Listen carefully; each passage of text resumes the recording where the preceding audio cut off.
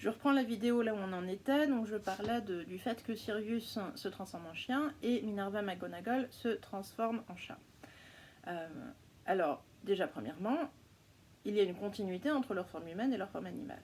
Lorsque Sirius est un chien, lorsque Minerva McGonagall est un chat, par exemple le moment où Harry et Ron arrivent en retard dans leur cours et qu'ils ont l'impression qu'elle n'est pas là, qu'elle est sous forme de chat en fait, qu'elle se transforme devant les yeux, en fait elle était là sous forme de chat, donc c'était bien elle, mais sous forme de chat.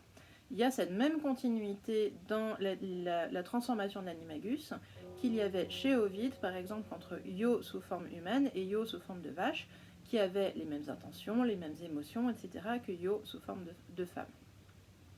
Ensuite, une chose qui m'intéresse dans ces animagus, c'est le choix des espèces dans lesquelles ces personnages se transforment. En l'occurrence, ce sont des espèces qui ne sont pas choisies de façon arbitraire par J.K. Rowling. Et prenons toujours les cas de Sirius et de McGonagall.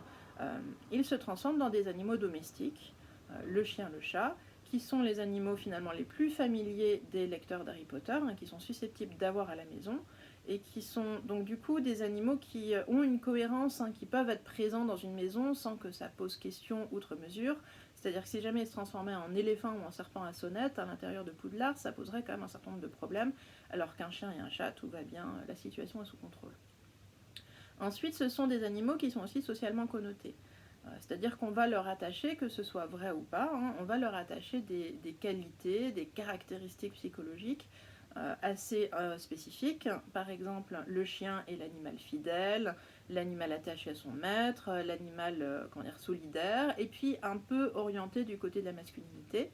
Le chat, en revanche, est l'animal indépendant, l'animal parfois qui n'en fait qu'à sa tête, et très volontiers penser à la Crazy Cat Lady des Simpsons, attachée à la féminité et plus particulièrement à la figure de la vieille fille.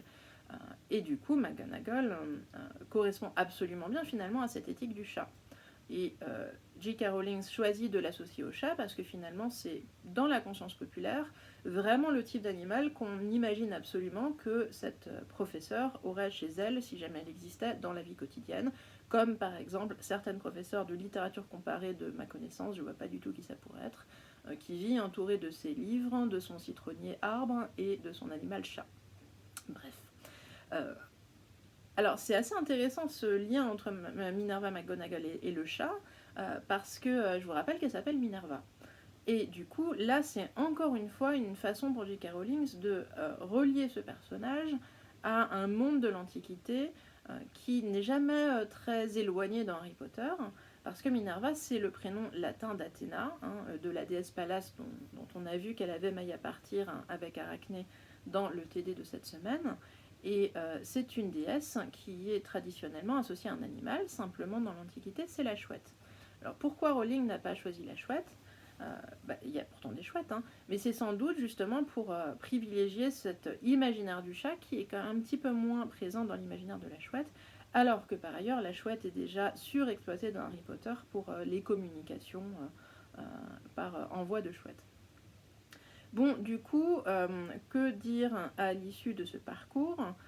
Nous pouvons dire, par exemple, que Rowling puise dans la culture classique de façon absolument frappante, qu'elle utilise consciemment des échos, par exemple, avec les métamorphoses d'Ovide, des échos avec la transformation dans le monde antique, dans cette idée de continuité de la personnalité malgré la transformation. Ça, c'est une première chose. Deuxièmement, et c'est peut-être aussi ça qui fait le succès de la fiction d'Harry Potter, nous voyons comment dans Harry Potter, deux systèmes de représentation de l'animal qui appartiennent à deux temporalités différentes, qui appartiennent aussi à deux systèmes juridiques différents, cohabitent. L'idée de l'animal comme animal domestique bien séparé de nous d'un côté, et puis de l'autre côté, l'animal magique, l'animal dans lequel on peut se transposer. Du premier côté, la rationalité, de l'autre côté, la magie. D'un premier côté aussi la séparation des espèces, de l'autre côté quelque chose qui relève davantage de l'animisme.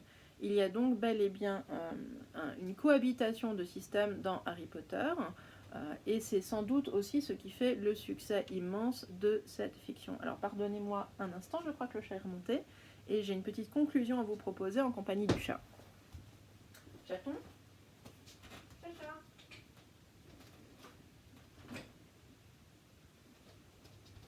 T'es où le chat ? T'es là. Viens, on va montrer. Alors voilà, le chat et moi, on a une conclusion à vous faire. J'ai mis dans le cours magistral une citation de Montaigne, et c'est une citation qui me plaît beaucoup. Montaigne est un philosophe du XVIe siècle. Il écrit un petit peu avant Descartes. Vous vous rappelez, Descartes, c'est celui des animaux-machines. Descartes, il n'a rien compris à rien. Descartes, il pense qu'un animal, c'est un genre d'automate avec du poil dessus. En revanche, Montaigne, il a cette phrase amusante qui dit quand je me joue à ma chatte, qui sait si ce n'est pas ma chatte qui se joue de moi ?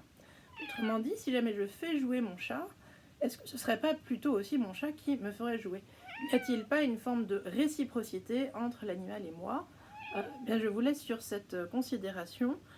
Là, pour l'instant, c'est surtout moi qui me joue de ce chat pour le faire jouer dans ma vidéo.